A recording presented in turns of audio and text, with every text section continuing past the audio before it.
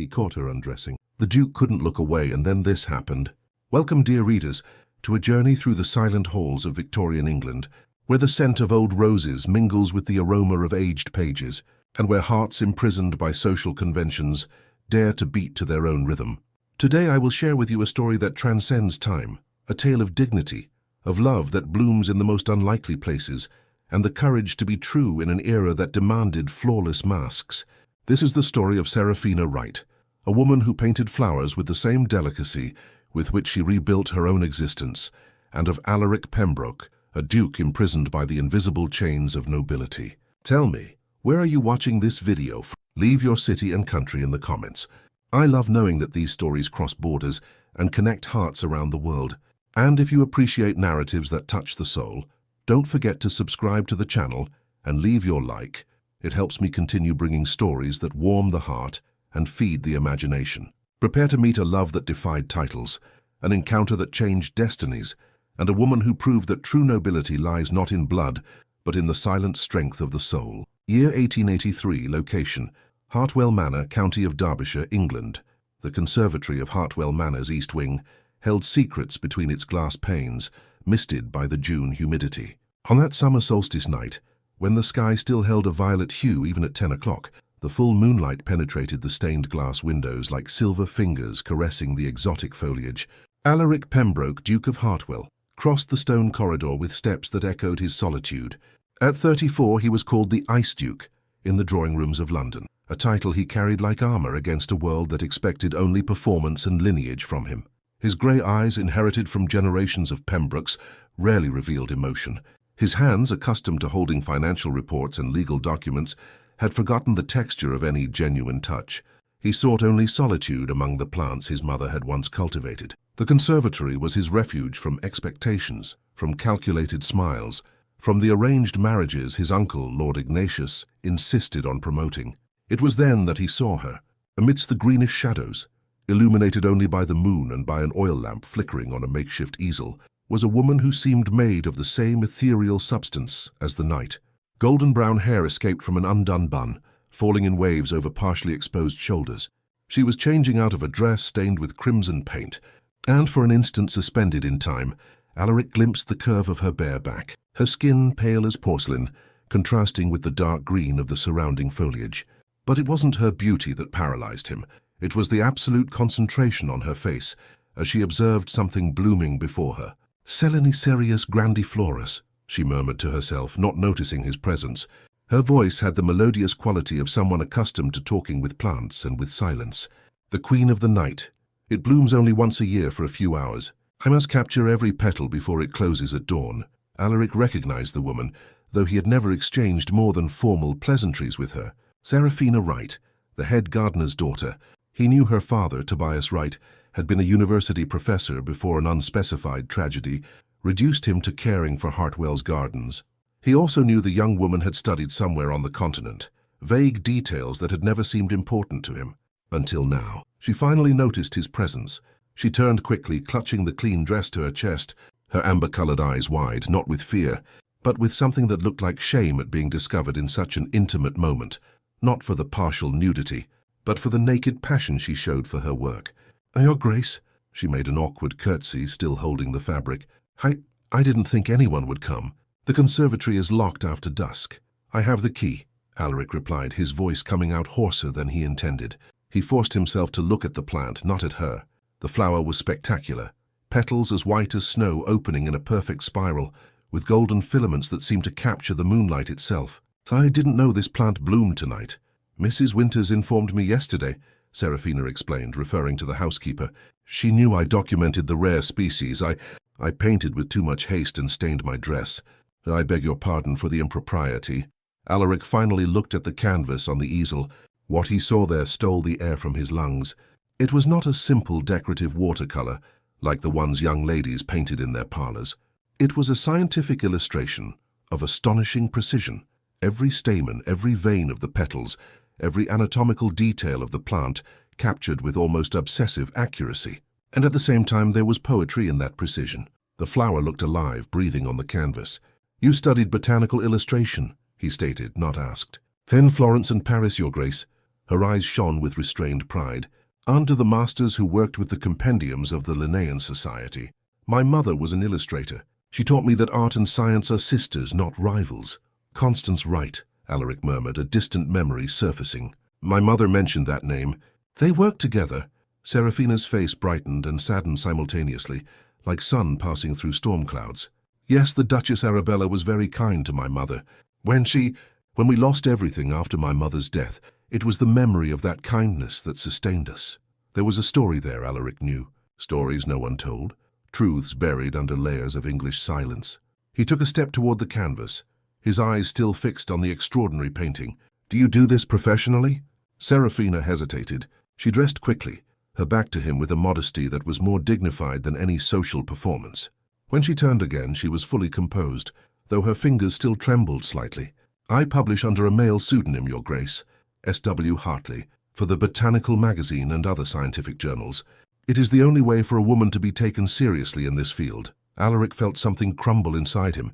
He didn't know if it was indignation at the world that forced such subterfuge, or admiration for the woman who found paths where there were no roads. "Why Hartley?" "A tribute," she replied softly.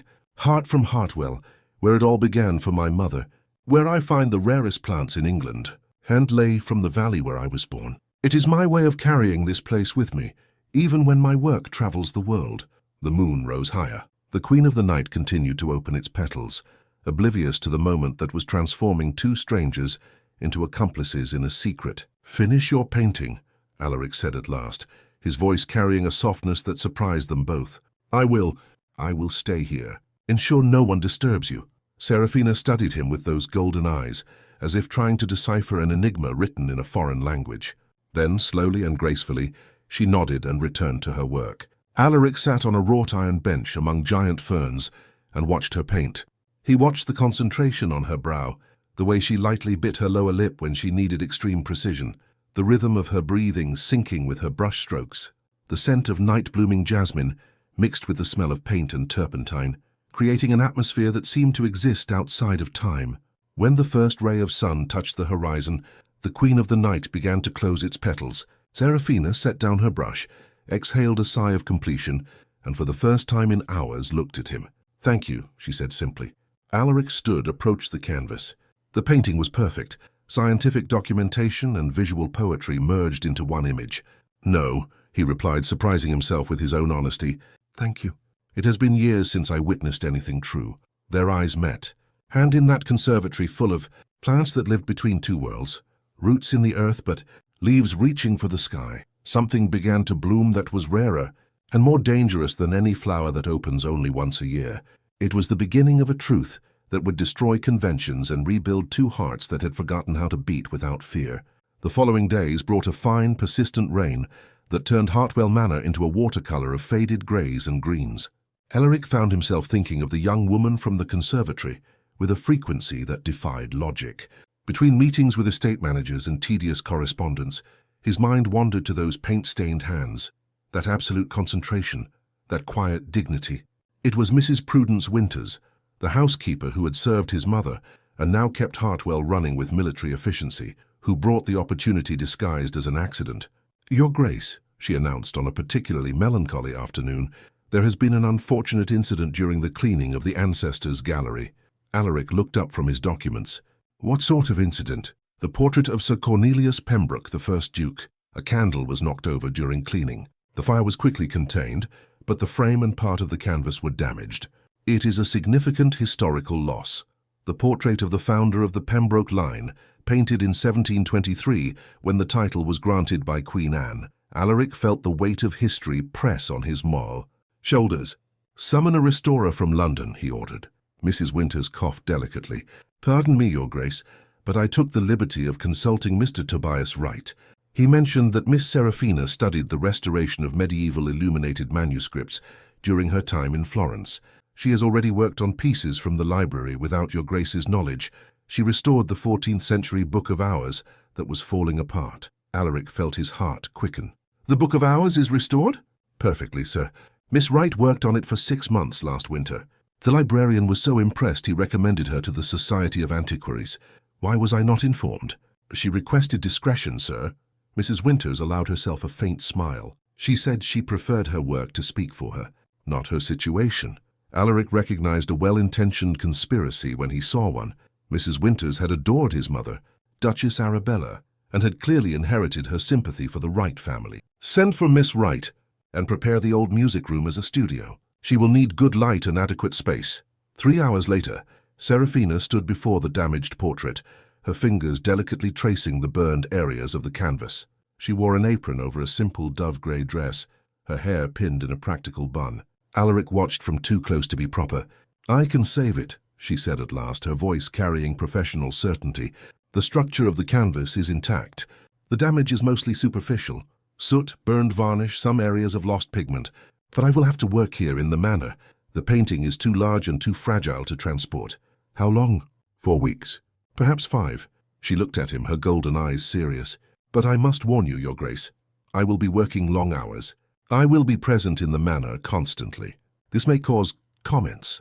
"Let them comment," Alaric replied, surprised at his own indifference to the conventions that normally governed every aspect of his life. And so began a period that Alaric would later recognize as the most alive days of his existence. Serafina transformed the old music room into a studio that smelled of turpentine, ground pigments, and something indefinable that Alaric could only describe as creation. She worked in almost absolute silence, only occasionally murmuring to herself while mixing colors or examining some microscopic detail of the painting. Alaric found reasons to be present. He brought documents to review in the armchair near the window. He ordered tea to be served there. He invented questions about the work's progress. It was on the 5th day that Serafina, without looking up from a particularly delicate area where she was reconstructing the 18th century lace of a collar, said softly, "Your Grace does not need excuses to be here. It is your home." Alaric, caught red-handed, felt an unfamiliar blush warm his face. "I find your work fascinating. Do you?"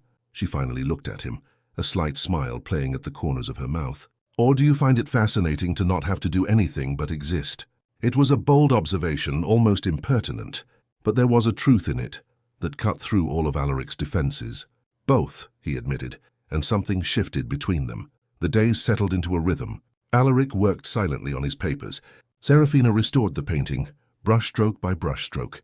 Occasionally she would explain some technical aspect, how to remove layers of oxidized varnish without damaging the original pigment, how to identify if a paint was made from genuine lapis lazuli or cheaper indigo. He listened, fascinated not so much by the information but by the passion in her voice. At night Alaric couldn't sleep. Lying in his 17th century four-poster bed, he thought of her. He thought of how her fingers danced over the canvas, how she bit her lip when concentrating, how once she had laughed, a low musical sound, when he made a dry remark about a particularly pompous ancestor depicted in the gallery. It was on the 12th day that everything changed. Serafina was on a wooden ladder, examining stubborn damage in the upper corner of the frame. Alaric was reviewing correspondence when he heard a crack followed by a muffled cry. The ladder, old and with a weak step that no one had noticed, gave way. Alaric moved faster than he thought possible. He dropped the papers, crossed the room in 3 long strides, and caught her in midair. But the momentum of the fall brought them both down. They landed in a tangle of limbs and fabric, brushes and pigments scattering across the polished wooden floor. Alaric protected her head with his hands, absorbing the impact with his shoulders. For a moment they lay paralyzed, she on top of his chest, both their hearts hammering. Serafina lifted her face. Her eyes were wide, her lips parted. A lock of hair had escaped, brushing his cheek. Alaric could feel the warmth of her body through the layers of clothing, could see the paint stains on her fingers that now rested on his chest. "Are you hurt?" His voice came out hoarse. "No," a whisper. "You saved me." He should have stood up. He should have moved away, restored the proper distance between a duke and a gardener's daughter. But his arms remained around her, and her eyes did not leave his. "Serafina." He said her name for the first time, and it was like tasting forbidden fruit. She leaned in, or he pulled her. Later, neither would be able to say for sure. Their lips met in a kiss that was neither gentle nor hesitant. It was hunger and recognition, despair and hope. It was years of solitude dissolving in a single moment of truth. When they finally separated, both were trembling. "We can't," Serafina whispered, but she didn't move away. "I know," Alaric replied, but he didn't let her go. They remained there on the floor among scattered brushes and spilled pigments, on the threshold of something that would either destroy them or save them, and neither seemed able to pull back. Outside, the rain continued to fall on Hartwell Manor, washing the ancient stones, soaking the gardens that Tobias Wright cultivated, with hands that had once held chalk and taught classes at Cambridge. And somewhere on the estate, fate was already preparing the next twist in its relentless plot. The arrival of Lady Genevieve Harrowgate was announced by the clip-clop of horses' hooves on the gravel drive, 3 days after the kiss that Alaric and Seraphina had sealed in a silent, impossible vow. The black carriage bore the Harrowgate crest, a lion rampant on a silver field, and was pulled by 4 white mares that looked like something out of a Gothic fairy tale. Alaric awaited her in the main hall impeccably dressed, every button in place, every hair combed. But in his waistcoat pocket, he hid a slip of paper on which Seraphina had drawn a small violet, left in the studio as a secret, a silent confession. Lady Genevieve descended from the carriage like an apparition, platinum blonde hair pinned in elaborate braids, an ivory-colored dress of the latest Parisian fashion, a posture that bespoke an impeccable education in Geneva. She was beautiful in the way expensive porcelain is beautiful, perfect, cold, valuable, and completely lifeless. "Your Grace," she gave a calculated curtsy. Her voice had the metallic timbre of someone accustomed to being obeyed. "What a pleasure to finally see Hartwell Manor. Mamma speaks so highly of this estate." Lady Thessaly Harrowgate, the widow who orchestrated her daughter's life like a chess master moving pieces, emerged behind her. She was a woman of 50 with sharp eyes that missed no detail. "Duke Pembroke," she smiled. But the smile didn't reach her eyes. "How hospitable of you to invite us so far in advance of the summer ball. We are honored." Alaric knew the game. His uncle, Lord Ignatius, had arranged it all. The invitation, the expectations, the social siege that would force him into a marriage proposal. Lady Genevieve was well-born, wealthy, suitably educated. On paper, she was the perfect duchess, on paper. "Make yourselves at home," Alaric replied with the mechanical courtesy perfected over years of social performance. "Mrs. Winters has prepared the West Wing apartments for you." During dinner, Lady Genevieve displayed her credentials like one present's framed diplomas. She spoke fluent French, discoursed on Italian opera, commented on the latest literary trends as long as they were morally approved. But when the conversation drifted to Hartwell's gardens, her eyes narrowed. "I hear you employ a rather peculiar head gardener," she commented, delicately cutting a piece of lamb. "A former academic fallen from grace, is he not? How quaint to have someone of such a past tending to roses." Alaric felt his muscles tense. "Tobias Wright is the finest botanist in England. I am fortunate to have him." "Oh, certainly," Lady Thessaly intervened with false softness. "But one must be careful whom one elevates. People talk. And there is the matter of his daughter, is there not? Genevieve mentioned she is also employed here?" "Miss Wright is an art restorer," Alaric replied, his voice gaining a steel edge. "She is working on my ancestor's portrait." "A working woman." Lady Genevieve said the word working as if it were a disease. "How modern of you, Your Grace, though I must say such proximity to the servants can create improper expectations." There was venom in her voice, a knowledge she shouldn't have. Alaric sensed the danger creeping into the room like fog. It was then that Mrs. Winters entered, carrying a silver tray with newly arrived correspondence.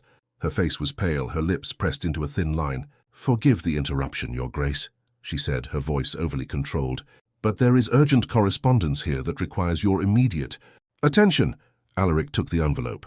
It was from the Morning Chronicle, one of London's most read gossip papers. Inside was a newspaper clipping. As he read, the blood drained from his face. "Scandal in Derbyshire, imposter artist seduces young aristocrat." The article, published that very morning, painted Seraphina as a calculating seductress who had cast her nets over Montague Sinclair, the 19-year-old son of Lord Sinclair. When she was hired as a watercolor tutor for his sisters, it claimed she had tried to trap him in marriage through illicit encounters in the studio. It said Lord Sinclair had dismissed her upon discovering the betrayal, and that she was now plying her arts at Hartwell Manor, having set her ambitions on even greater prey. It was a lie. Every word was a lie constructed with the precision of a trap. Alaric raised his eyes and met Lady Thessaly's gaze. She smiled, a triumphant, cruel smile. "What shocking news," she said, feigning surprise. "Naturally, had we known of Miss Wright's circumstances, we would have warned Your Grace sooner." Alaric wanted to scream, to rip the mask of hypocrisy from her face. But there were rules to this game, and he had no proof. "Not yet." "Excuse me?" He rose, the chair scraping painfully against the floor. "I must attend to this matter." He found Seraphina in the studio, still working by lamplight. She had not read the paper. She did not yet know that her reputation was being murdered in every drawing-room in London. When Alaric entered, she turned with a smile that died instantly upon seeing his expression. What happened? He showed her the article. He watched the color drain from her face, watched her hands begin to tremble. When she finished reading, there were tears in her eyes, but she held them back with a force so brutal that Alaric felt a physical pain. "The truth," she said, her voice steady despite the tremor, "is that Montague Sinclair cornered me in the studio. He tried to force himself on me. I hit him with an easel, leaving a scar on his forehead. His father preferred to turn his son into a victim than admit he had raised a predator." "I know," Alaric said softly. "I know it's a lie. How can you know?" She finally faced him, and in her eyes was a mixture of hope and despair that broke something inside him. "Because I know you. Because I have seen your soul these past weeks." He took a step toward her. "Because I know truth when I see it." Serafina closed her eyes and a single tear escaped. "It doesn't matter what you know, Alaric. It matters what the world believes. And the world always believes the Lord Sinclairs. Never the Serafina writes. Then we will change what the world believes. You cannot change the world." "No." Alaric took her paint-stained hands. "But I can change my world. And in my world, your truth matters more than any lie." She opened her eyes, and in them he saw everything he never knew he needed. Fragile hope, frightened love, courage born from ashes. "They will destroy us," she whispered.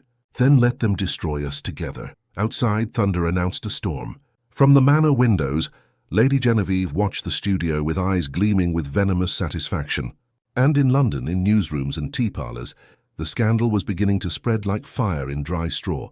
The battle was just beginning. The morning brought more than rain. It brought Lord Ignatius Pembroke, Alaric's uncle and administrator of the family trust, arriving in his black carriage like a crow bearing ill omens. At 61, Lord Ignatius carried the arrogance of one who had always been the second son, heir to resentments and frustrated by titles that would never be his. Alaric received him in his study, the windows still stained by the night storm.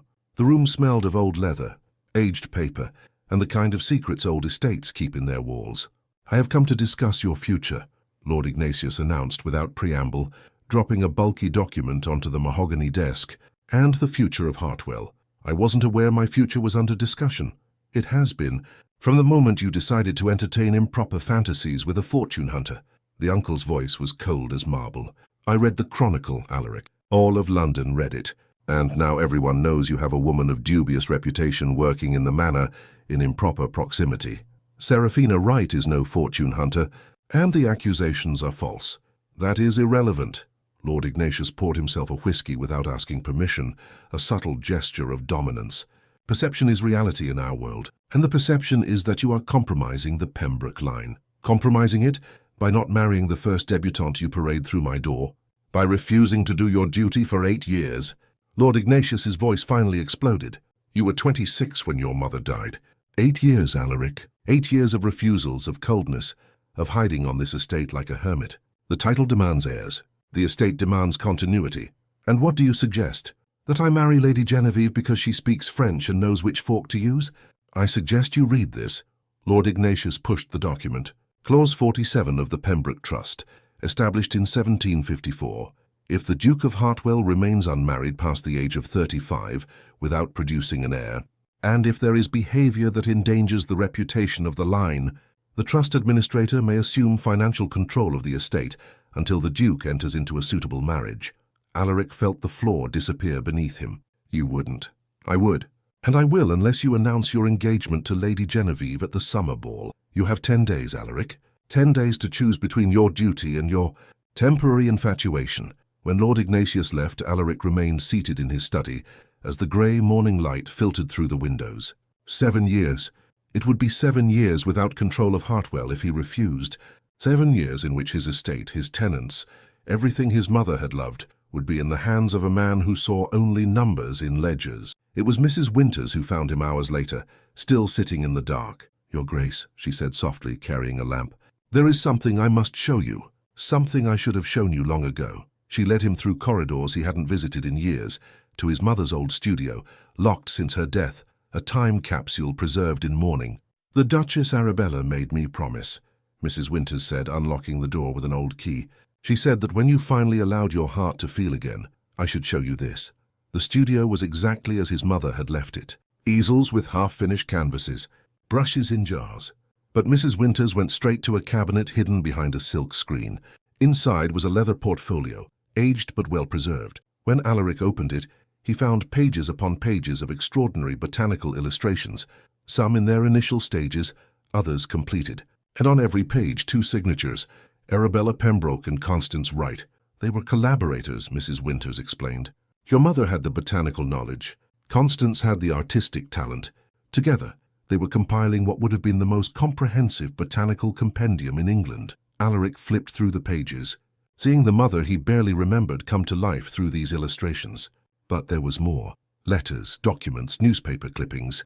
And the more he read, the more the terrible truth revealed itself. Constance Wright had been attacked. She had not seduced the Duke of Ashworth. It was he who had tried to force himself on her during a Royal Society exhibition. When she publicly denounced him, Ashworth used all his influence to destroy her. He spread rumors that she was having an affair with him and was blackmailing him. He pressured Cambridge to fire Tobias Wright. He turned a victim into a villain. And when Arabella Pembroke tried to intervene to defend her friend, Alaric's father, the old Duke, forbade it. Not out of cruelty, but out of cowardice. The Duke of Ashworth was too powerful to challenge. The fight that followed had broken something in his mother. Alaric found a letter from her, never sent. I cannot forgive myself for staying silent. I cannot forgive you for demanding such silence. When we allow injustice to happen to preserve our comfortable position, we become complicit. Constance suffers. Tobias has lost everything. And I, coward that I am, remain in my silk-lined rooms, painting flowers while a good woman is destroyed. The last entry in Arabella's diary, weeks before her death, read simply, I'm tired of a world where truth is a luxury only men can afford. Alaric closed the portfolio with trembling hands. He understood then. His mother hadn't died of childbed fever after a stillbirth. She had died of a broken heart, of shame at her own powerlessness, of a world that crushed women who dared to have a voice. Does Serafina know this? He asked. No, no one knows except me. The Duchess made me promise to keep it secret until the right time. Mrs. Winters gently touched his shoulder. She would say the right time is now. When you have the chance to do what she could not. Stand by the truth no matter the cost. Alaric clutched the portfolio to his chest as if it were his mother herself. I will lose Hartwell, perhaps, but you will not lose yourself. And that is the only thing that truly matters. That night Alaric went to the conservatory where it all began. Serafina was there because of course she was, taking refuge among the plants, the only place she still felt safe. I found this, he said, showing her the portfolio. As she turned the pages, seeing her mother's work preserved, mixed with that of the Duchess who had been kind to her, silent tears streamed down her face. When she finished, she looked at him with eyes that shone in the moonlight. Why are you showing me this? Because I am going to the summer ball, and I am going to announce our engagement. And I am going to lose control of Hartwell for 7 years, and I want you to know exactly what I am choosing and why. You can't do this, she whispered, but without conviction. I can and I will. He took her hands. My mother died in silence. Your mother died destroyed by lies. I will not allow history to repeat itself. I will not stay silent while they destroy you. But Hartwell is stone and earth. You are blood and soul. He pulled her closer. And I choose you. I will always choose you. The kiss they sealed was different from the first. It wasn't desperate hunger, but a solemn promise. It was the taste of an irrevocable decision, of bridges burned and paths chosen. Outside, the storm finally subsided, but another, much larger storm was just beginning. The water came 3 days before the summer ball. The River Derwent, normally gentle and clear, transformed into a raging beast after days of torrential rain soaked all of Derbyshire.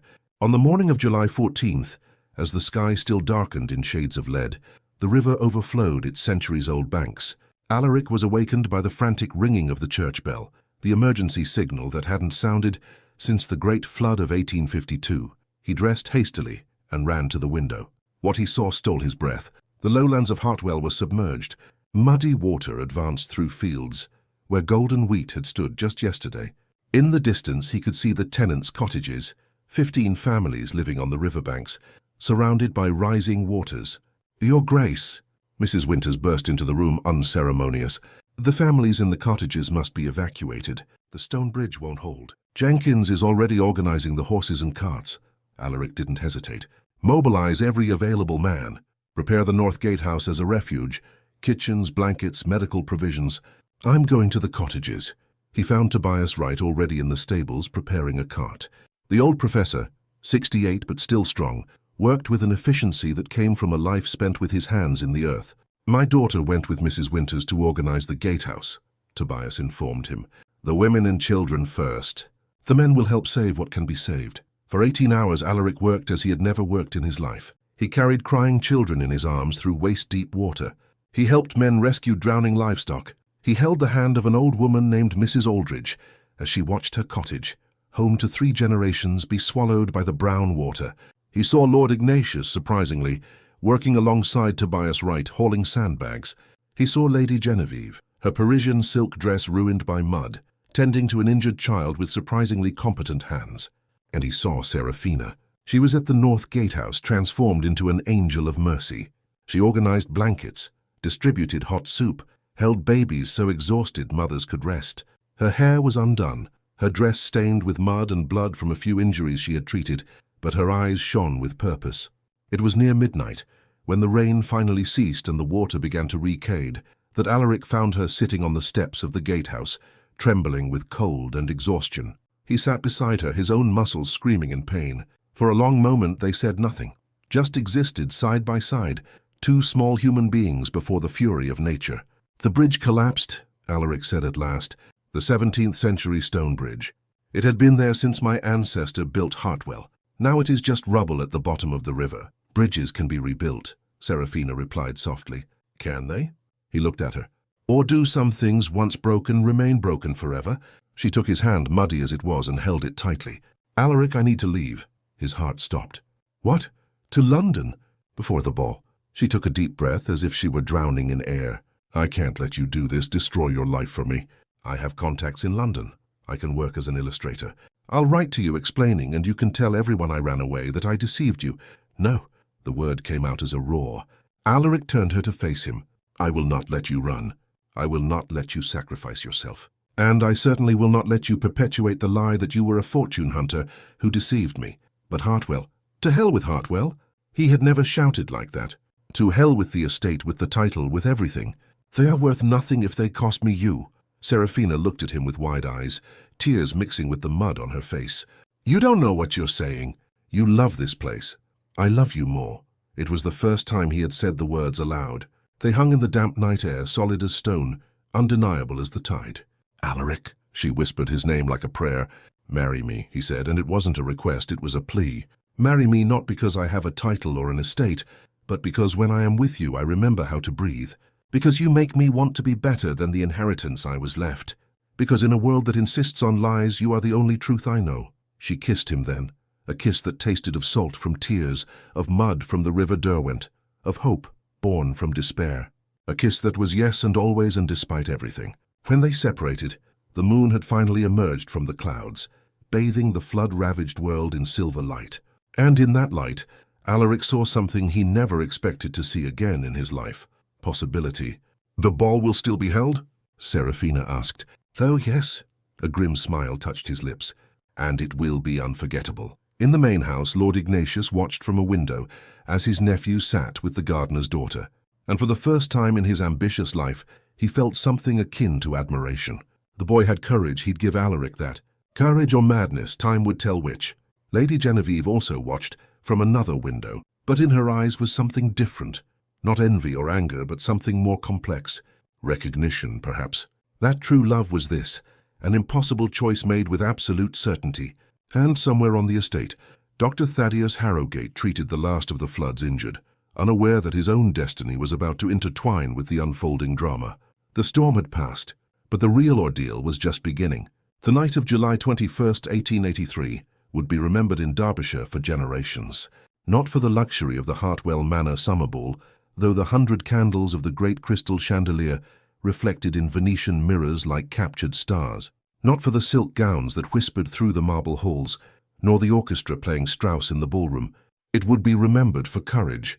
Serafina Wright wore a borrowed dress, not Parisian silk, but champagne-coloured satin that Mrs. Winters had found in Arabella Pembroke's chests. It was simple compared to the elaborate gowns of the guests, but on Serafina it had the grace of a Renaissance painting. She had pinned her golden brown hair in a simple style, adorned only by a moss-green velvet ribbon. She shouldn't have been there. Gardeners' daughters did not enter dukes' balls. But Alaric had insisted, and Mrs. Winters had conspired, and now she descended the marble staircase with her heart beating so loudly she was sure everyone could hear it. The ballroom fell silent as she entered. 100 pairs of eyes turned, some curious, others shocked, many scandalized. She could hear the whispers sharp as blades. That's her, the right girl, the one who tried to catch young Sinclair. What audacity to show her face here. Alaric crossed the ballroom in long strides. He was magnificent in his black tailcoat, silver brocade waistcoat, every inch the Duke of Hartwell. But his eyes held only her. "Miss Wright," he said formally, offering his arm, "would you grant me the honor of this waltz?" Scandal rippled through the room in almost visible waves. Dukes did not waltz with gardeners' daughters, not for the first dance, not in front of everyone, but Serafina placed her hand on his arm, and he led her to the center of the floor. The orchestra, after a confused hesitation, began to play. They danced. The world reduced itself to the rhythm of the waltz, to the warmth of his hand on her waist, to his eyes on hers. Serafina forgot the onlookers, the judgments, the impossibility of it all. There was only this moment, this man who had chosen her despite everything, this music that carried them in circles that felt like a lifetime. "You're trembling," Alaric murmured. "I'm terrified. So am I." He smiled, a genuine smile she rarely saw. "But we are terrified together, and that makes all the difference." When the music ended, Alaric did not let her go. Instead, he led her to the exact center of the ballroom, turned to face the assembled guests and raised his voice. "Ladies and gentlemen, thank you for your presence tonight. I have convened this ball not just to honor tradition, but to make an announcement that will change the course of Hartwell Manor." The silence was so deep you could hear the candles crackling in the chandelier. Many of you have read the lies published about Miss Serafina Wright. Lies spread by men who confuse power with truth, who believe social standing gives them the right to destroy the reputations of others. Alaric paused, letting his words sink in. "I am here to declare publicly, every word published was false." Murmurs erupted. Lady Thessaly Harrowgate turned pale. Lord Sinclair, present at the ball, flushed with anger. "More than that," Alaric continued, his voice cutting through the tumult like a sharp blade, "I am here to introduce Miss Wright not as a victim of slander, but as an artist of extraordinary merit. Ladies and gentlemen, before you stands S.W. Hartley." The name caused a commotion. S.W. Hartley was known in scientific circles, a botanical illustrator whose work appeared in the Botanical magazine, consulted by the Royal Society, respected by naturalists across the empire. "Impossible," someone muttered. "Hartley is a man. Hartley is a pseudonym," Alaric corrected, his hand tightening on Serafina's. "A pseudonym necessary because our society refuses to recognize genius when it comes from a woman. Miss Wright studied in Florence and Paris. She has restored medieval manuscripts. She has contributed to scientific compendiums that grace the libraries of this nation. And she has done all this while being slandered, scorned, and reduced to a fortune hunter by the very men who should have protected her." Serafina felt tears burning her eyes, but she would not let them fall. She stood there erect, dignified, as Alaric defended not just her but every woman who had ever been silenced. "And now," Alaric said, his voice lowering to something tender, intimate though loud enough for all to hear, "I ask this extraordinary woman to become my wife, not because I must marry, not because I need an heir, but because she is the only person in this world who makes me want to be better than my lineage." He knelt. There, before the nobility of 3 counties, the Duke of Hartwell knelt before a gardener's daughter. "Serafina Wright, will you have me?" The ballroom held its collective breath. Serafina looked at the man kneeling before her, this man who defied centuries of tradition, who sacrificed everything for truth. And she knew there was no choice to make. There was only a path, and that path led to him. "Yes," she said, and her voice did not tremble. "I will." What happened next was either miracle or scandal, depending on who told the story. Lady Genevieve Harrowgate began to applaud. It was a single clap in a silent room, but it was enough. Like a dam breaking, others joined in. Dr. Thaddeus Harrowgate applauded. Mrs. Winters, watching from the doorway, applauded with tears streaming down her face. Tobias Wright, allowed in only as an observer, applauded with hands that had held chalk in Cambridge and now held spades. Not everyone applauded. Lord Sinclair stalked out, huffing. Lady Thessaly looked ready to faint. Half the guests stared in absolute shock. But when Lord Ignatius Pembroke, the inflexible administrator of the family trust, began to applaud slowly, the room knew something fundamental had shifted. "Well played, nephew," Lord Ignatius said loudly. "Well played indeed." It was then that Lady Genevieve stepped forward. With the entire assembly watching, She faced Alaric with eyes that shone not with anger, but with something like relief. "Duke Pembroke," she said clearly, "I must confess I would not have accepted your proposal even if you had offered it, for I too have found true love, and I will not deny it for convenience." She turned to Dr. Thaddeus Harrogate, who was pale with shock. "Dr. Harrogate, would you have me?" The doctor, this competent man who treated labourers and nobles with the same dedication, swallowed hard. "Lady Genevieve, you know I have no fortune. I have no title beyond that of a distant cousin." "But you have a heart," she replied, and her smile was the first genuine thing Alaric had ever seen from her. "And that is more than enough." The double scandal exploded into tumult. But in the midst of the chaos, Alaric only held Seraphina closer and whispered, "Ready for the storm." "Ready?" she replied. "As long as we weather it together." Outside, stars pierced the black sky. Somewhere the River Derwent flowed within its rebuilt banks. And at Hartwell Manor, a 400-year-old estate, something new and frightening and wonderful was beginning to bloom. The battle was not won, but the war had turned in their favour. The fallout from the boar was as swift and merciless as a guillotine. Lord Ignatius, true to his word, enforced the trust's restrictions. Alaric kept his title and residence at Hartwell Manor, but he lost control of the income for 3 years, a reduced sentence from the original 7, thanks to the unexpected social support. But 3 years was an eternity. 3 years of a reduced budget, of luxuries cut, of looks of pity and disdain in equal measure. Alaric did not care. He married Seraphina in a simple ceremony in the Hartwell Chapel, with only Tobias Wright, Mrs. Winters, Lady Genevieve, and Dr. Thaddeus as witnesses. The elderly vicar joined them with trembling hands, half scandalized, half admiring of the union's audacity. Seraphina did not gain a title. Alaric, in a radical move, refused to force her into the role of duchess. "You are an artist," he had said. "You are a scientist. I will not imprison you in titles you did not choose." So she remained Seraphina Wright, though she now shared a name and a life with a duke. They moved into Thornfield Cottage, a smaller property on the edge of the Hartwell estate. 3 bedrooms, a wild garden, far enough from the society that judged them. Mrs. Winters had insisted on accompanying them, refusing to leave her children, as she called Alaric and now Seraphina, alone. The first months were difficult, learning to live on a restricted budget when one was born to luxury, learning to ignore the whispers in Matlock when they went to the village, learning that love, however true, did not protect from unpaid bills and judgmental stares. But they were also the happiest months of Alaric's life. He learned to wake with the sun warming simple curtains, with Seraphina already working in her makeshift studio, Thornfield's former sitting room converted into a workspace. He learned the rhythm of her days. She painted in the morning when the light was best.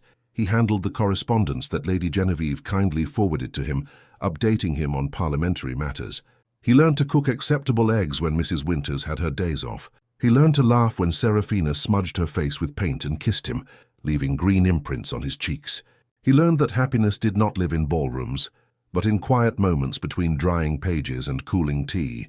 It was 6 months after the wedding that everything began to change again. Alaric used his position in the House of Lords, a privilege not even Lord Ignatius could take, to propose something radical, a bill for the legal protection of working women against harassment, for the formal recognition of female intellectual work, for the punishment of deliberate slander. "You are committing political suicide," a fellow lord warned him. "No," Alaric corrected. "I am finally doing something that matters." The bill did not pass. Victorian England was not ready, but it planted a seed. Discussions began. A liberal London newspaper published an eloquent defense. Women began to write, sharing stories similar to Seraphina's, and then the Royal Botanical Society extended an unexpected invitation. Seraphina was invited to present her research, decades of illustrations, studies of rare species, notes on medicinal plants used by the women of Derbyshire for generations. It would be the first time a woman presented solo work before the society. "I'll go with you," Alaric said when she received the letter. "To London?" Seraphina looked nervous. "It will be a scandal. Her duke accompanying his lower-class wife." "Wife," he interrupted firmly. "Just wife. My wife presenting work that will change the way we understand English botany." The presentation was in January 1884, in a cold, imposing hall filled with old men with white beards and skeptical young scientists. Seraphina took the podium wearing a dark green wool dress with no jewelry save her simple wedding band. Her voice trembled only on the first sentence. Then it transformed. She became the illustrator who had spent years documenting nature, the scientist who knew the Latin name for every plant, the woman who needed no titles when she had the truth. She presented her complete portfolio, years of work revealed. She showed illustrations that merged scientific precision with artistic beauty. She demonstrated how insignificant plants used by midwives contained medicinal properties not yet catalogued. When she finished, the silence lasted an eternity. Then, an old white-haired scientist stood up. Alaric recognized him, Sir Edmund Thornley, president of the Linnean Society, the most conservative of conservatives. "Miss Wright," he said, and Alaric tensed, preparing to defend her. But Sir Edmund was smiling. "In 50 years of studying botany, I have rarely seen work of such exceptionalism. You do not just bring illustrations, madam. You bring a profound understanding of living systems.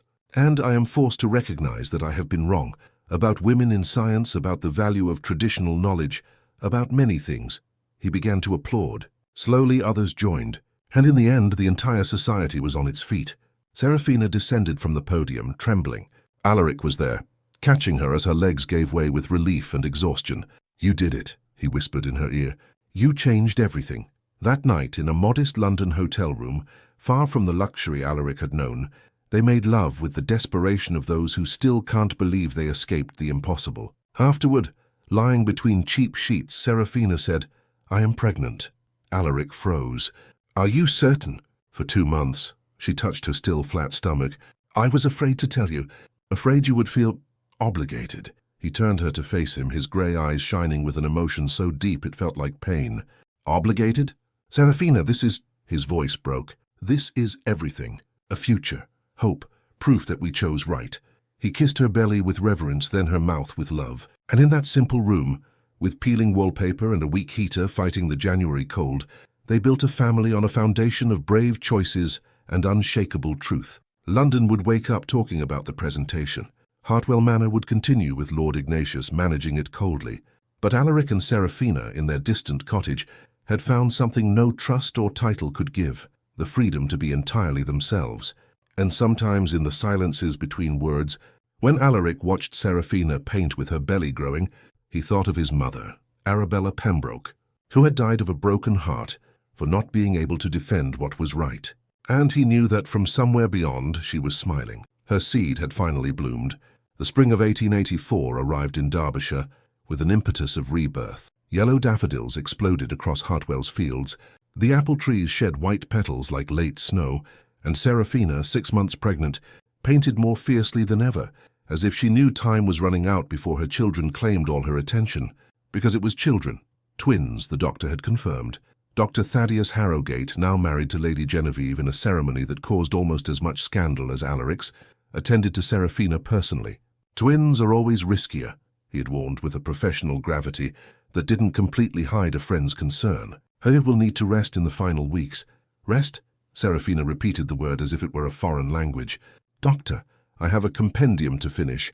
The Royal Society has given me deadlines." "The Royal Society can wait. Your children cannot," Alaric intervened, crossing his arms in a gesture Serafina had learned meant unshakable determination.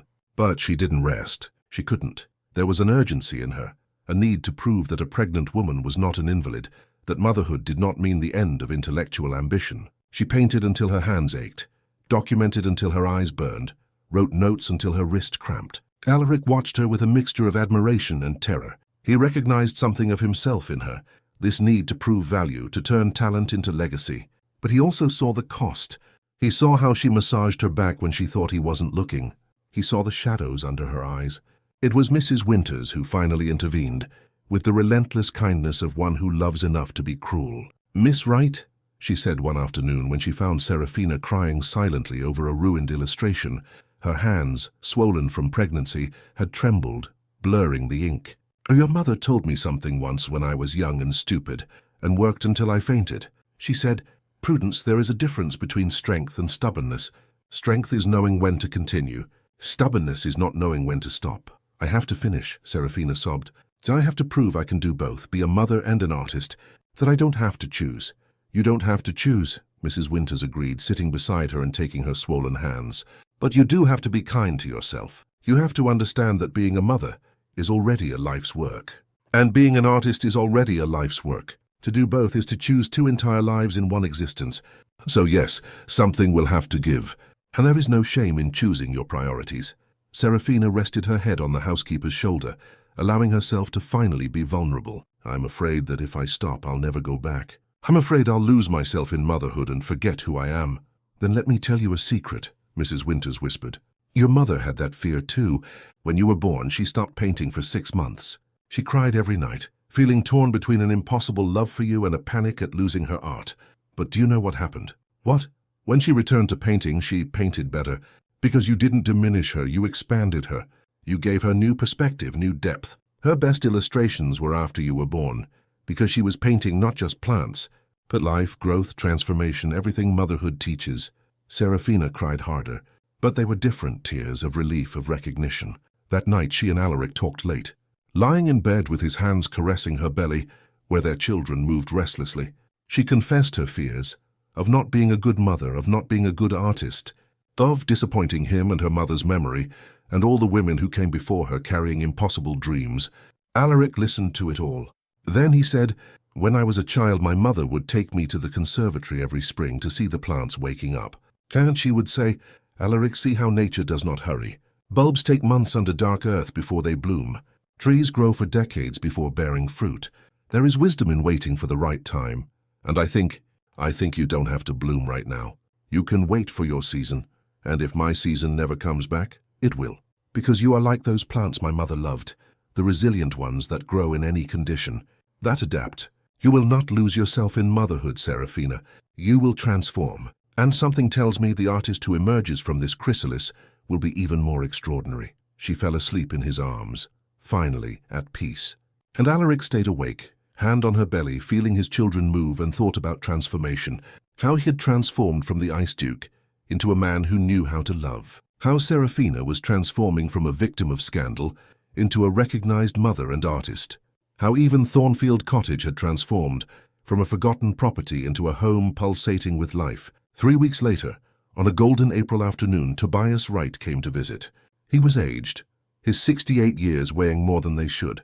But his eyes still had that professor's glint, that unceasing curiosity. He sat in Thornfield's wild garden with Serafina beside him, watching Alaric struggle comically with a vegetable patch he insisted on cultivating personally. You're doing it wrong, Tobias commented with amusement. You're planting the tomatoes too close together. They will compete for light. I am a duke, Alaric replied with false dignity. There are no competitions in my garden. There is room for all. Just as in your life, Tobias observed softly, and there was depth in that simple sentence. They talked about plants and the estate, about tenants Alaric still tried to protect despite the reduced budget, about the slow changes happening in London. And then, as the sun began to set, painting everything in gold, Tobias said, You two did something I never could. You stood up when I bowed. You fought when I hid. There were tears in his eyes. When Constance was destroyed, I just accepted it. I didn't have the courage to fight. I allowed them to reduce us to this. Father, Serafina took his hand. You fought in your own way. You kept us alive. You gave me an education. You showed me that knowledge is worth more than titles. But I let them steal our dignity, he insisted. You two recovered it, and not just for us, for all the Constances and Serafinas to come. Alaric stopped his work in the garden, came to sit on Tobias's other side. Mr. Wright, there is something I want to ask. When the twins are born, they will need a grandfather. Not to be the head gardener of Hartwell, but to teach them botany, to tell them stories about their grandmother, to show them that knowledge is a more valuable inheritance than titles. Tobias wept openly then, and the three sat there, in the wild garden where tomatoes grew too close together but somehow found space, as the sun set over Derbyshire, and spring promised that even broken things could bloom again. The twins arrived on a June morning when the world was covered in dew and promise. Serafina woke at 4 in the morning with a pain that cut her in two, and she knew it was time. Alaric, her voice emerged strained, fetch Dr. Harrogate. He was on his feet instantly, dressing hastily. But before leaving, he paused to kiss her forehead, her mouth, her hands that clutched the sheets. I will be back in minutes. Mrs. Winters is here. You are not alone. I know. She forced a smile through the pain. Go. The hours that followed were both eternal and instantaneous, pain in waves that dragged her under, drowning her in sensations her body didn't know how to name. Mrs. Winters held her hands, murmured encouragements, wiped her face with cool cloths. Dr. Harrogate, driving with reckless speed, took control with calm competence. Twins always complicate things, he explained as he examined her. The first is in a good position. The second, he hesitated, is breech. I may need to turn him. Do whatever is necessary, Serafina gasped between contractions. Save them. Save my children. I will save all of you, Dr. Harrogate promised with a firmness that allowed no doubt. Alaric was forced to wait outside the room. Medical conventions demanded it. He paced the hallway like a caged animal, every one of Serafina's cries driving knives into his heart. Lady Genevieve arrived, sat beside him in silent solidarity. She is strong, Lady Genevieve said. She survived scandals that would destroy weaker women. She will survive this. And if she doesn't? The question escaped before Alaric could stop it. What if I lose her? What if my selfish choices— Stop! Lady Genevieve grabbed him by the shoulders. Your choices were not selfish. They were brave. They gave her a life she never would have had. Recognition, love, purpose. Do not insult that with anticipatory guilt. Inside the room, Dr. Harrogate worked with absolute concentration. He managed to turn the second twin, but the process was brutal. Serafina screamed until her voice broke, her nails digging into Mrs. Winters's arms. One more push, Dr. Harrogate encouraged. I see the head. One more. The first twin emerged in a furious cry, tiny and perfect.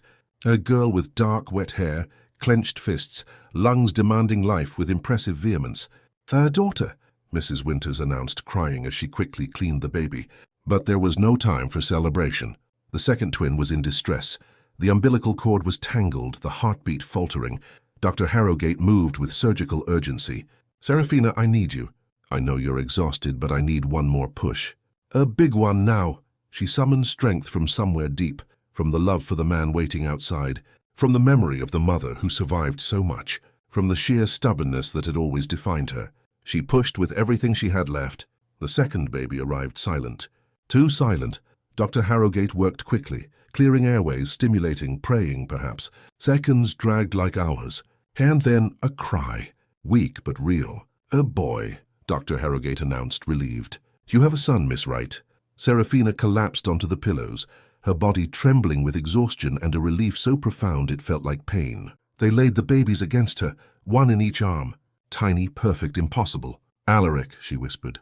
I want Alaric. He burst into the room before she finished the sentence, Dr. Harrogate having gone to fetch him. And when he saw Serafina alive, covered in sweat and blood and tears but alive and holding his babies, he fell to his knees beside the bed. You did it, he said with reverence. You brought them. We brought them, she corrected, together, like everything else. He touched each baby with trembling fingers, the girl who already seemed to be glaring at him with disapproval, the boy who yawned, tiny and perfect. They need names, Serafina said. Alaric didn't hesitate. Arabella, like my mother, he touched the girl. And Tobias, like your father.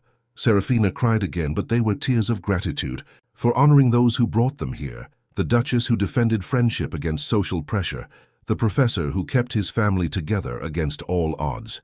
Perfect, she whispered. They are perfect names. Tobias Wright, waiting in the hall, was informed.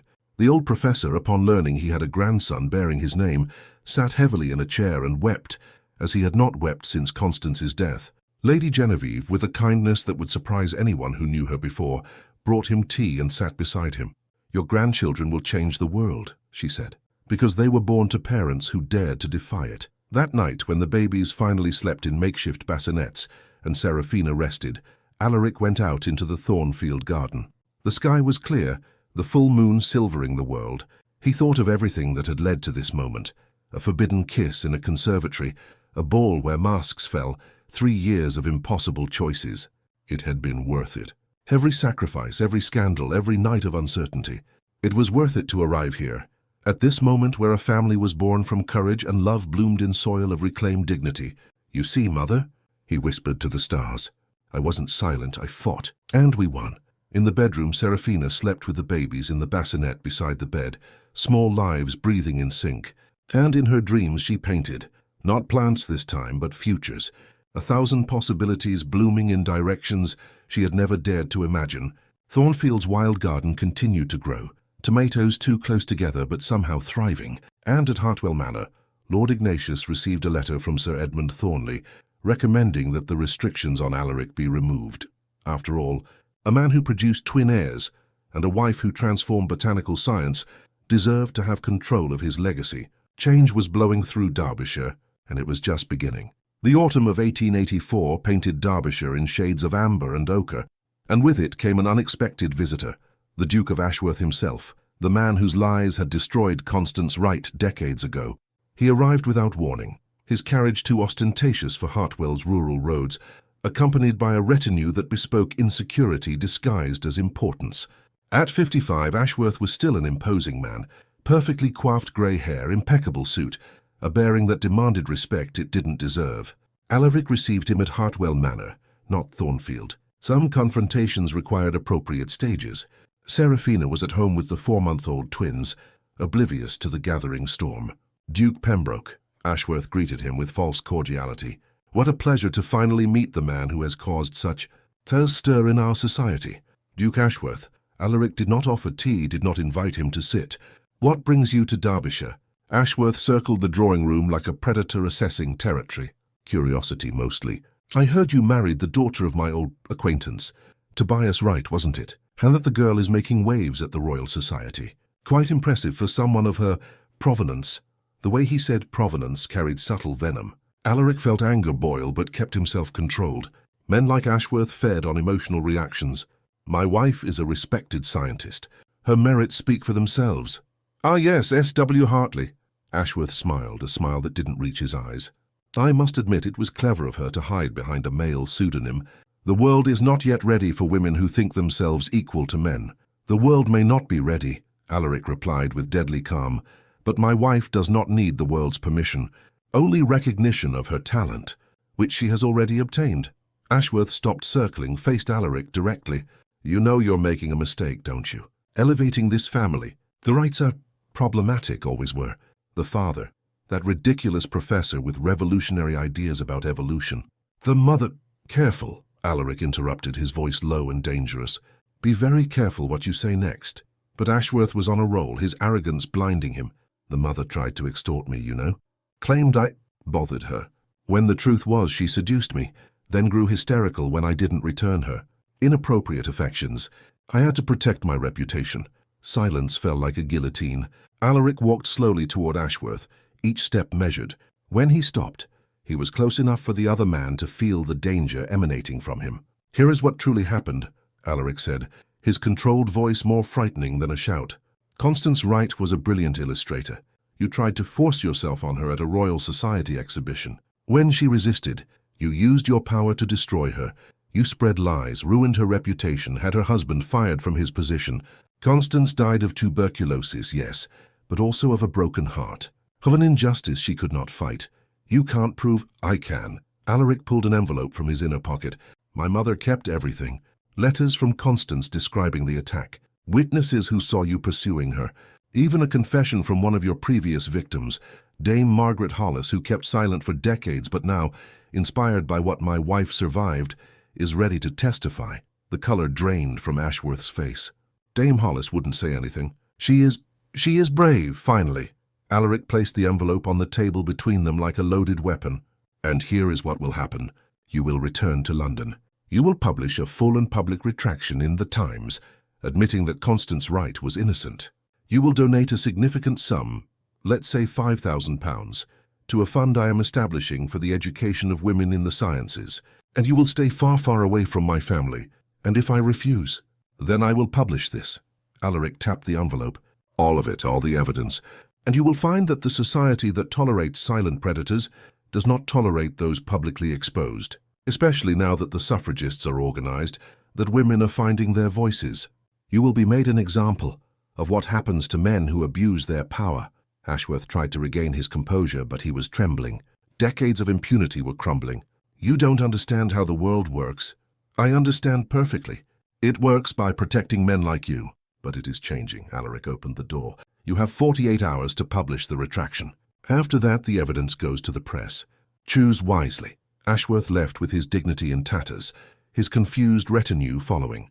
Alaric watched the carriage disappear down the drive, trembling with adrenaline and contained rage. Mrs. Winters emerged from the shadows. Will he publish? He will. Men like him are cowards at heart. They will prefer a small public shame to complete ruin. The Duchess Arabella would be proud. I hope so. Alaric looked at his mother's portrait on the wall. I finally fought the battle she could not. 2 days later, the retraction appeared in the Times. It is with deep regret that I acknowledge allegations made against Mrs. Constance Wright in 1871 were false. Mrs. Wright was a woman of impeccable character and extraordinary talent. An error in judgment on my part caused undue suffering to her family. I publicly apologize to the Wrights, especially to Miss Serafina Wright, who carries on her admirable mother's legacy. The news exploded. Not because such confessions were common, they were virtually non-existent, but because it symbolized a change, a crack in the armor of male impunity. When Alaric showed Serafina the newspaper, she was silent for a long time. Then she visited the gravesite where her mother was buried, taking the twins in their carriage. She knelt before the simple headstone, Arabella in her lap, Tobias in the arms of Mrs. Winters, who had accompanied her, and she spoke to her mother for the first time in years. They admitted it, Mother. They told the truth. You were right. You were always right. Tears flowed freely. And your grandchildren, look, Mother.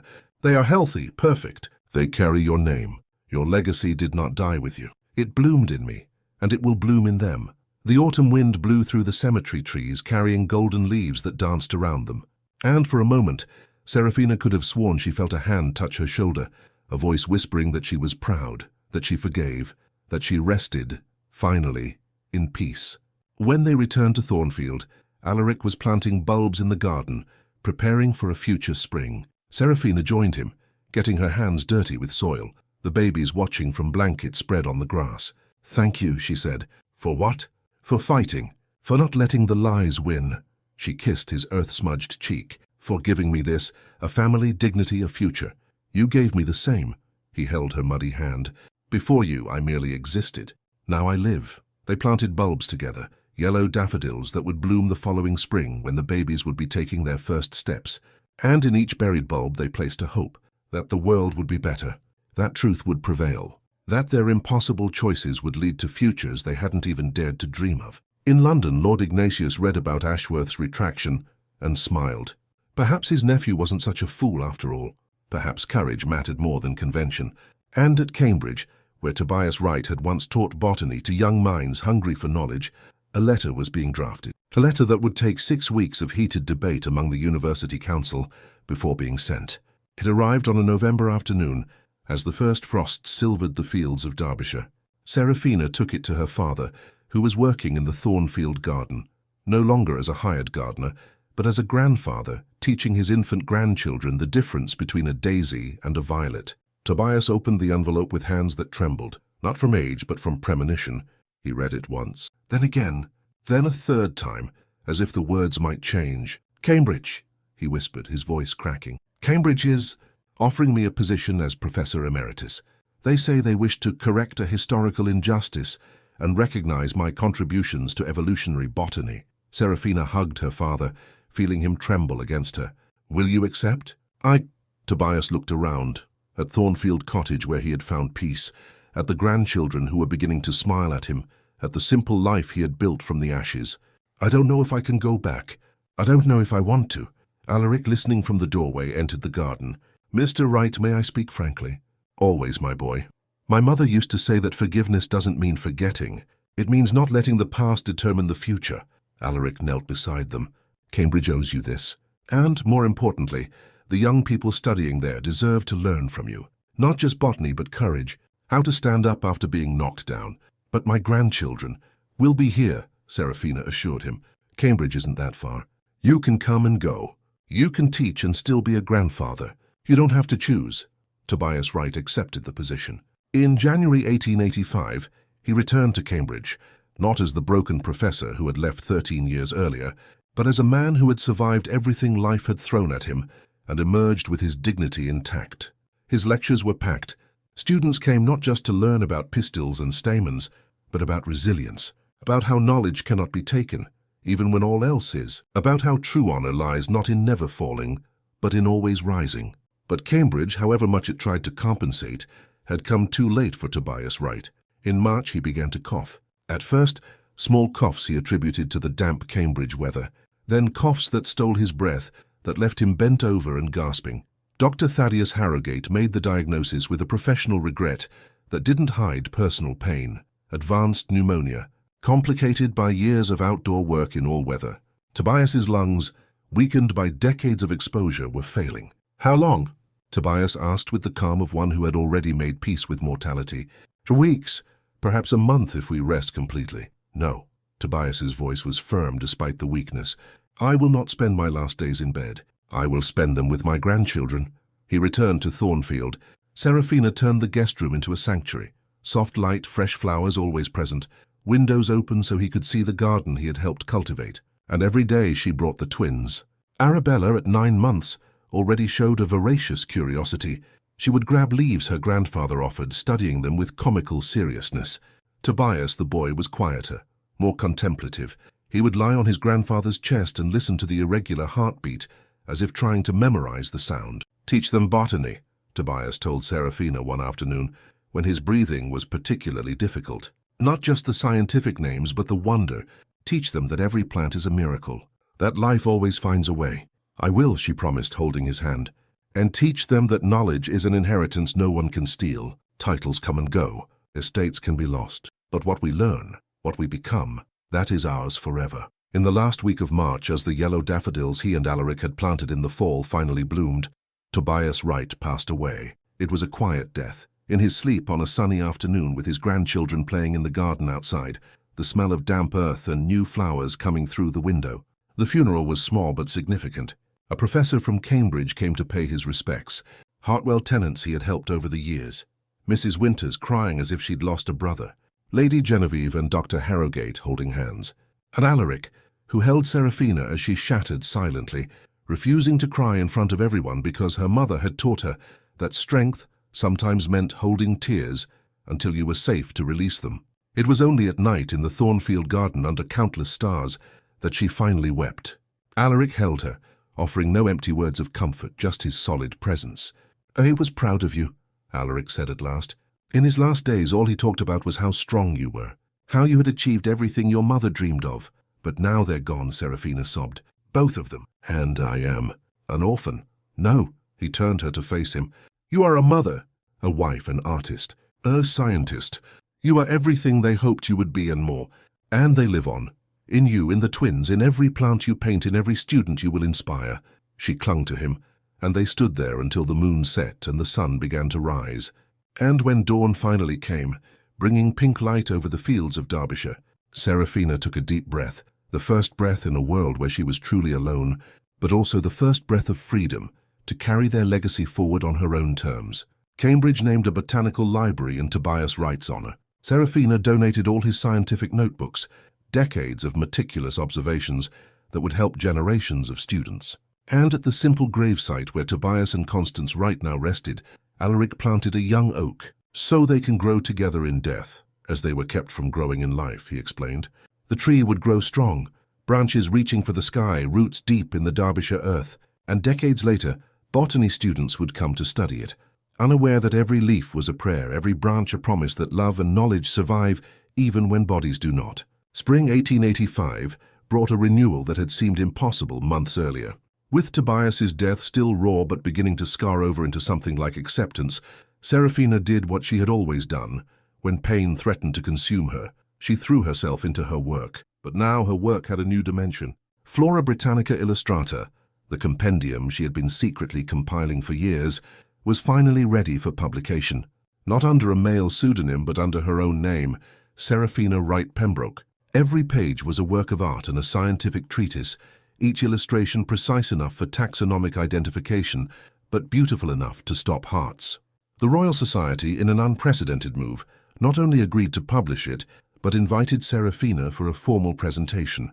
She would be the first woman to have her solo work published by the Society. "You are making history," Sir Edmund Thornley wrote in the acceptance letter.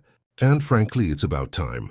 But there was something else, something Serafina had been planning in secret, conspiring with Lady Genevieve and Mrs. Winters. On an April morning, as Alaric was reviewing correspondence in the Thornfield study, Serafina entered carrying potted plants, dozens of them, scattering them around the room until it looked like an indoor garden. "What are you doing?" he asked, amused. "Creating context," she smiled mysteriously, "for a proposal." "A proposal?" Serafina took a deep breath.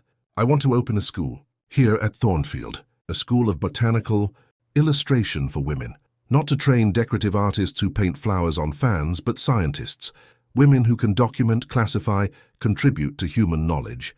Alaric watched her, eyes shining with the passion he had recognized that first night in the conservatory, hands gesturing excitedly as she explained the curriculum, the methods, the vision. And how would it work? He asked, not because he doubted, but because he wanted to hear her articulate the dream. Scholarships for women of all classes, not just bored aristocrats, but daughters of gardeners, of professors, of merchants. Anyone with talent and passion. We will teach scientific illustration, taxonomy, practical botany, and in the end, we will help place their work in scientific publications. It's ambitious. It's impossible, she corrected. Like everything we've done. And look where we are. Alaric stood, walked to her through the forest of potted plants. You will need funding, proper facilities, teachers. I have the money from the book. Lady Genevieve has offered part of her dowry. She wants to teach as well, medical botany. And Dr. Harrogate said he would give lectures on plant anatomy. Serafina held his hands. But I need space. And I thought, the east wing of Hartwell, those rooms no one uses, the conservatory where we met, could we convert them? Serafina. Alaric touched her face. You don't have to ask. Use all of Hartwell if you need to. This is your home as much as it is mine, and your dream is our dream now. The Hartwell School of Botanical Illustration opened in September 1885 with 12 students, women between 16 and 40 from all over England. Some were daughters of aristocrats looking for purpose beyond marriage. Others were brilliant orphans Lady Genevieve had found in London workhouses. One was a 50-year-old widow who had always dreamed of studying plants but had never been allowed by her late husband. Serafina taught technique, how to mix pigments to capture the exact shade of a petal, how to render the texture of bark, how to illustrate a specimen so any scientist could identify it from the image alone. Lady Genevieve taught medical applications, which plants healed, which poisoned, the traditional knowledge of healers that official medicine ignored. And on weekends, Alaric took the students for walks through the Hartwell fields, teaching them to really see the natural world, how to observe growth patterns, how to identify plants by silhouette, how to read the landscape like an open book. The twins, now a year old, grew up among the students. Arabella developed a habit of helping, which usually meant knocking over inkwells or scribbling in the corners of careful illustrations. Tobias was quieter, sitting in the lap of anyone who would let him, and watching with dark, serious eyes that seemed to comprehend more than a baby should. It was in November, during the students' end-of-year presentation, that everything changed again.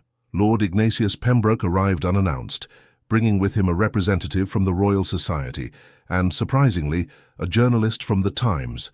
I have come to see this educational experiment everyone is talking about, he announced. Serafina, in the middle of demonstrating a shading technique, froze.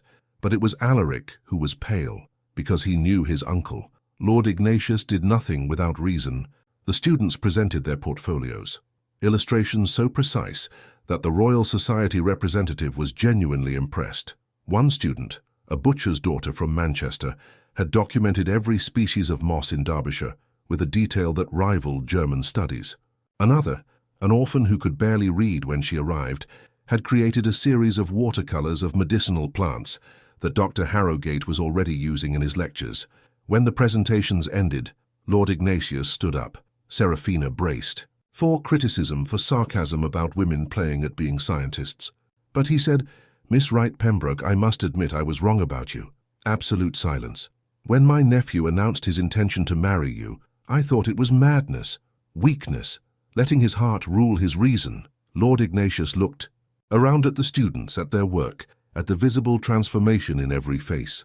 But you are not weakness.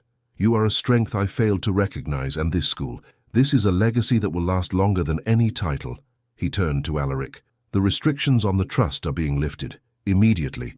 You have proven, far beyond any expectation, that you know exactly what to do with the Pembroke inheritance. Not just preserve it, but transform it into something that matters. The Times journalist scribbled furiously. The story he would publish the following week, Unofficial Duchess Transforms Estate into Centre for Female Education, would make the Hartwell School a destination for ambitious women across Europe. That night, when everyone had gone and Thornfield was finally quiet, Alaric and Serafina sat in the conservatory where it all began. The queen of the night, that cactus that bloomed only once a year, was blooming again. "Remember the first time," Serafina whispered, "when you found me here painting this flower? I remember thinking I had found something impossible, someone real in a world of performances.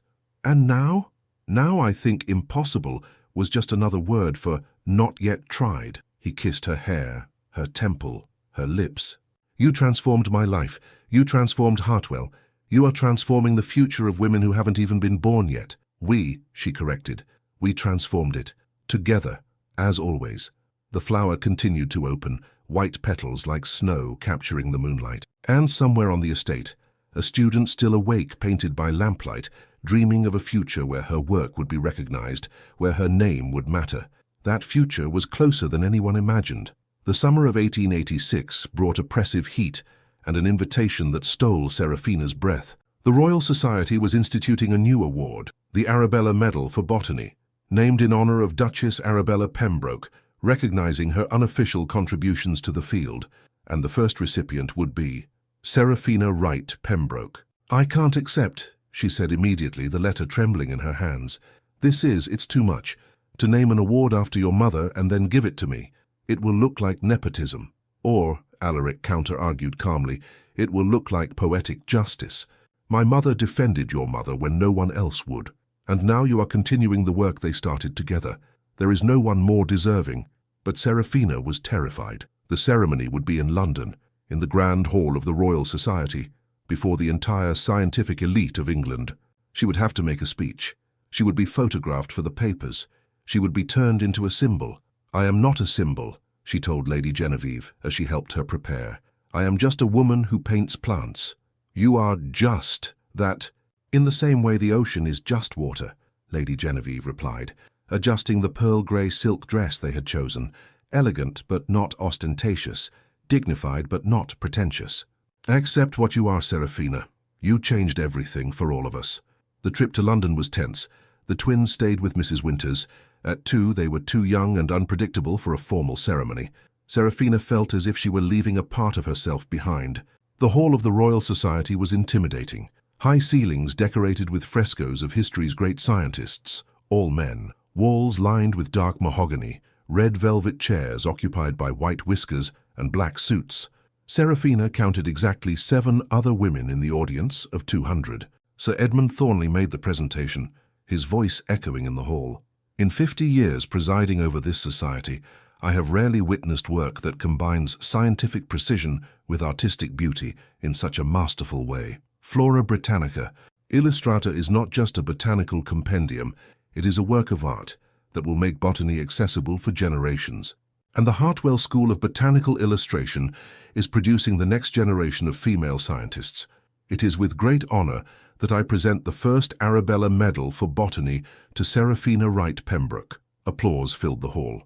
Serafina rose on trembling legs, walked to the podium. The medal was heavy in her hands, gold engraved with the image of an English rose, Duchess Arabella's chosen symbol. She was supposed to thank them graciously and sit down.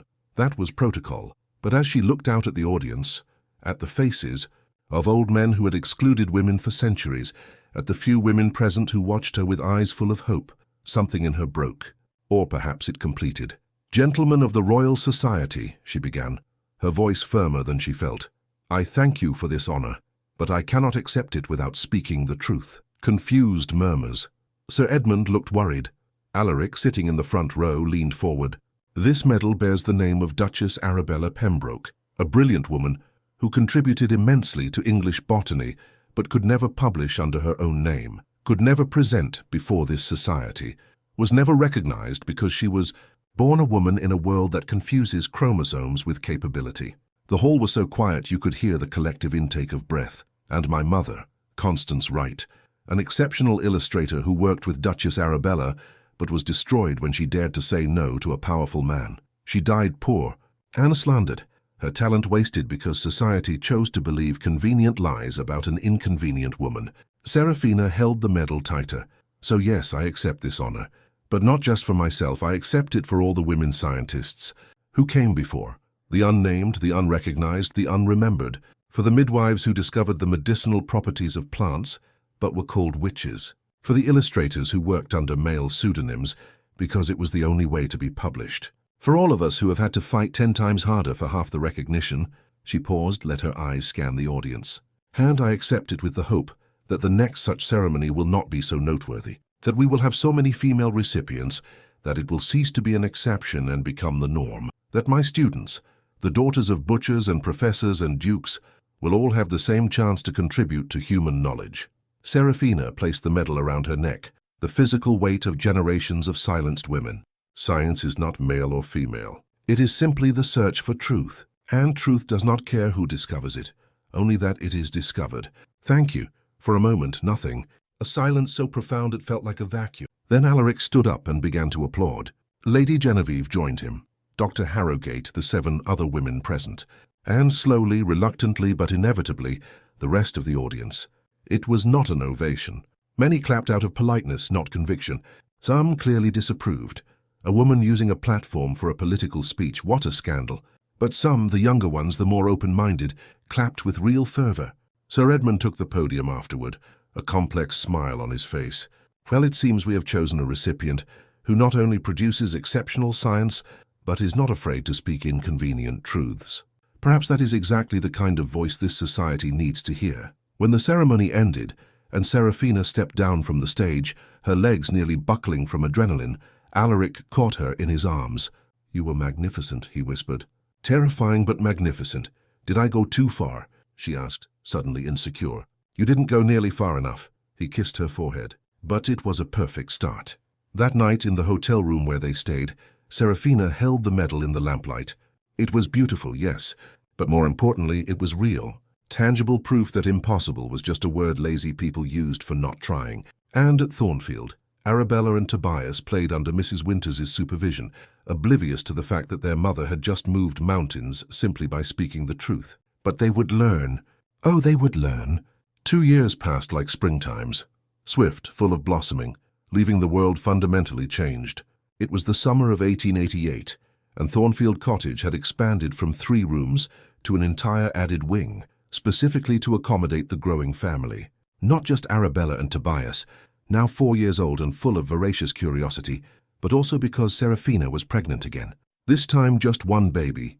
Dr. Harrogate had confirmed with a smile. "Your body deserves a rest," he had joked.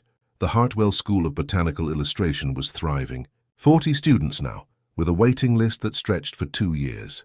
Graduates were publishing in scientific journals, working in museums, some even opening their own schools in other parts of England. And in a move that surprised even Serafina, the Royal Society had instituted a scholarship program specifically for women in botany.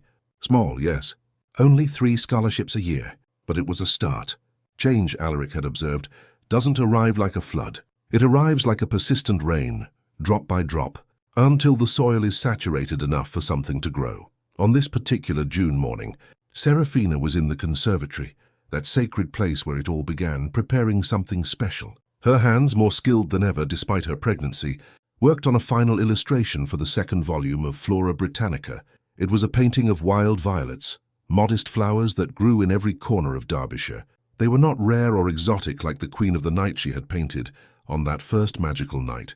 They were common, often overlooked, considered weeds by many, but Serafina painted them with the same reverence as the rare plants, because she had learned in the last few years that the extraordinary was not in the unusual, but in truly seeing the common, in recognizing that every flower, no matter how humble, was a complete miracle. "Mama!" Arabella burst into the conservatory, brown hair flying, holding a leaf. Look what I found." It was an oak leaf, perfectly preserved in its autumn shape, delicate veins intact. "It's beautiful, my love," Serafina said, setting her brush aside. "Where did you find it?" "Near Grandpa's tree," Arabella replied, referring to the oak Alaric had planted at the Wrights' gravesite. "Papa said the tree is Grandpa and Grandma saying hello." Tobias, the boy, entered more quietly, carrying a book that was too large for him. It was a copy of Flora Britannica Illustrata that he liked to look at, though he couldn't yet read more than a few words. "This is you, Mama," he said, pointing to Serafina's name on the cover. "Your name in the book." Serafina felt tears sting her eyes. It still happened, this sudden emotion at seeing her own name published, recognized, real. "It's our name," she corrected gently. "All of ours. Because we did it together. Me, Papa, Grandpa Tobias, Grandma Constance, Duchess Arabella. Everyone who came before and everyone who will come after. Alaric entered carrying a tea tray. Finding this scene, his pregnant wife surrounded by plants, his children at her feet, the golden June light turning it all into a living painting. A botanist's perfect family, he observed with a smile. A perfect family of 2 botanists, 1 reformed duke and 2 children who will change the world even more than we did, Serafina corrected. After the children ran off, Arabella to show her leaf to Mrs. Winters, Tobias to study his book in the garden, Alaric sat beside Serafina. I have something for you, he said, pulling an envelope from his pocket. It was a letter from Cambridge. The university was establishing the Tobias Wright Chair of Evolutionary Botany, and they wanted Serafina's permission to use her father's scientific notebooks as the basis for the curriculum. It's his legacy, Alaric said softly. Continuing. Teaching generations. Serafina held the letter, thought of the father who had died 3 years ago but whose ideas lived on. He would be so proud. He is proud, Alaric corrected. From somewhere, he and your mother and my mother, they are all proud. Because we did what they could not. We fought the battles they lost. And our children will fight battles we can't even imagine yet. Exactly. He kissed her hair. It's as your father always said, knowledge doesn't die. It just transforms, passes on, blooms in new ways. That night, Serafina finished the illustration of the violets. She signed it as she always did now. Full name, no pseudonym, no shame. Serafina Wright Pembroke. Every part of herself honored, recognized. When she finally went up to sleep, she paused in the children's room. Arabella was sprawled on the bed like a starfish. Blankets kicked off. Tobias slept curled up, the oak leaf still clutched in his small hand. She watched them, these impossible children born of impossible choices, and knew it had all been worth it. Every scandal, every sacrifice, every moment of doubt. In their bed, Alaric was already asleep, but he moved instinctively as she lay down, his arm coming around her in a gesture so natural it seemed choreographed by years. And Serafina, lying in the dark, hand on her belly where her baby grew, thought about the journey. From a slandered gardener's daughter to a recognized scientist. From a broken woman to a mother building a future. It hadn't been easy. God knew it hadn't. There had been nights of tears, days of doubt, moments where giving up seemed the only sane option. But she hadn't given up. They hadn't given up. And now in this quiet moment in a bed at Thornfield Cottage, with the husband who had abandoned title and fortune for her sleeping beside her, with her children dreaming dreams that would change the world, with a baby growing inside her, with her school training women who would train other women, now she could finally breathe. She could finally believe that impossible was just a word, that true love existed. That dignity couldn't be stolen, only temporarily borrowed until it was reclaimed.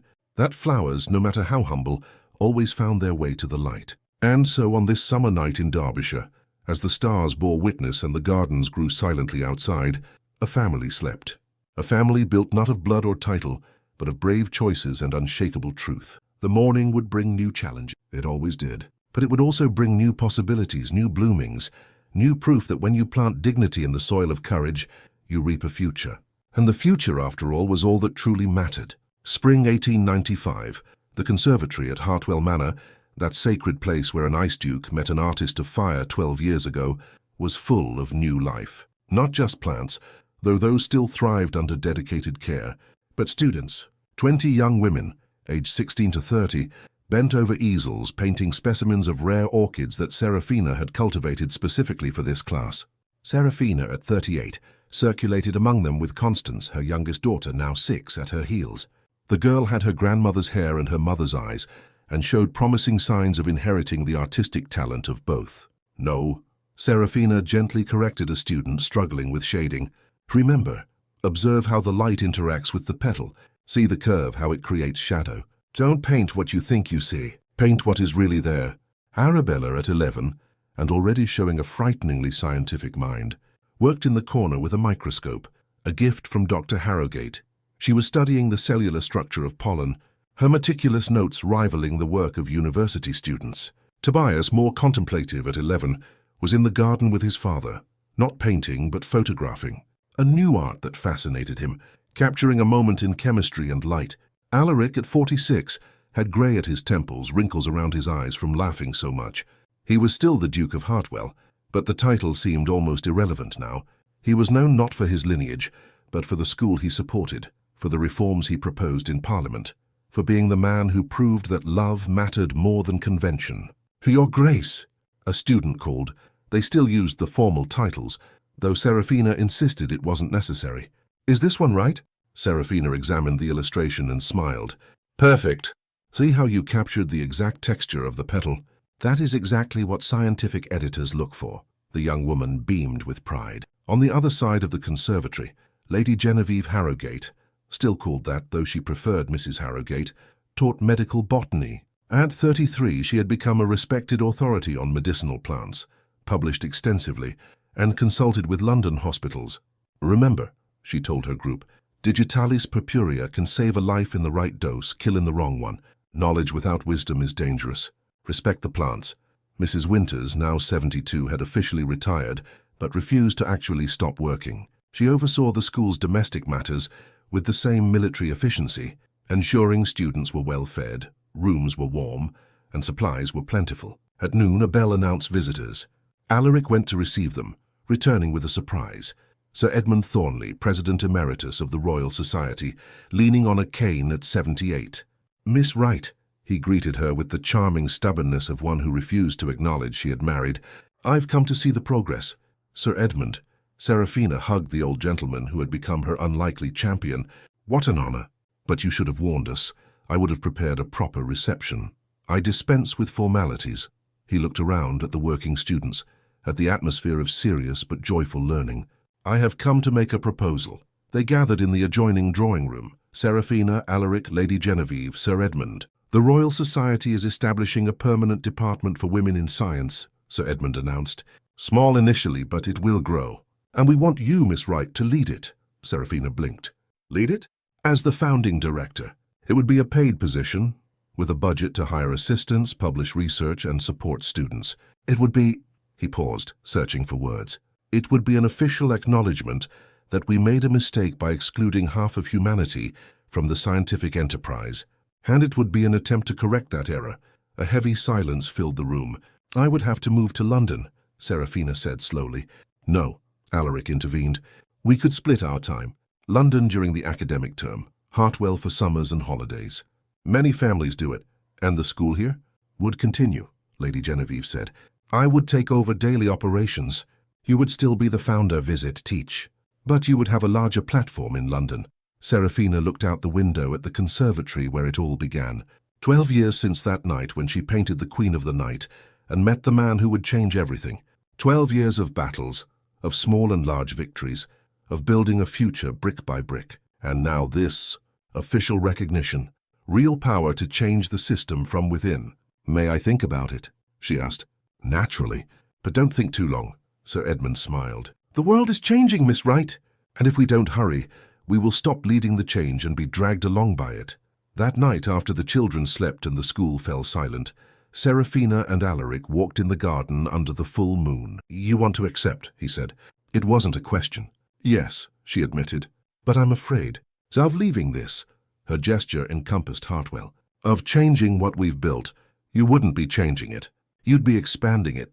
He stopped, turned her to face him. Serafina, when I met you, you were painting a flower that blooms only one night, and I thought, what a waste, so much beauty existing for so little time. But you taught me it isn't waste. It's intensity. It's making every moment count. Alaric, so make this count. Take the position. Change the Royal Society from the inside. Show them what women can do when given half the chance men have always had. He took her hands. And I will be there always. Whether in Hartwell or London or wherever your dreams take you. She kissed him then, a kiss that was gratitude and love, and a promise that some impossibilities, once achieved, become the foundation for even greater ones. 2 weeks later, Serafina Wright Pembroke accepted the position as the first founding director of the Royal Society's Department for Women in Science.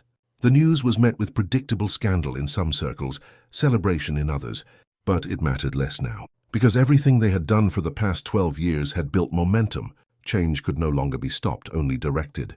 And Serafina, the gardener's daughter, the victim of scandal, the artist, the scientist, the mother, the wife, she would direct it. June 1895, a golden afternoon. Serafina was in the Hartwell Manor Conservatory, not teaching this time, but simply existing. Constance was in her lap, asleep after an exhausting day of chasing butterflies. Arabella and Tobias were with Alaric in London, visiting a museum. The Queen of the Night, that cactus that had witnessed everything, was blooming again. 12 years since that first night, and the flower continued its annual cycle of impossible beauty. "So you came back," a voice said from behind her. Serafina turned, met Alaric's gaze. He had just arrived from London, still in his travelling clothes. "I always come back," she replied. "I know." He sat beside her, gently touched Constance's hair. "But I thank you nonetheless, for not forgetting where we started. How could I?" Serafina looked around, at the plants she knew by name, at the golden light filtering through the glass panes, at the place that had become her sanctuary. "This place is where I learned that impossible was just a frightening word for possible that hadn't happened yet."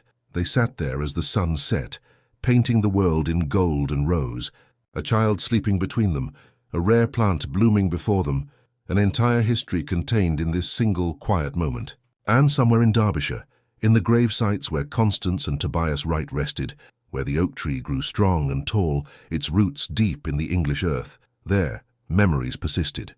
Memories of a professor who never stopped teaching, of an illustrator who never stopped creating, of a duchess who never stopped dreaming that the world could be better, and of a daughter who turned their dreams into reality. Flowers, after all, always find their way to the light, even, especially, when the world insists they must remain in darkness.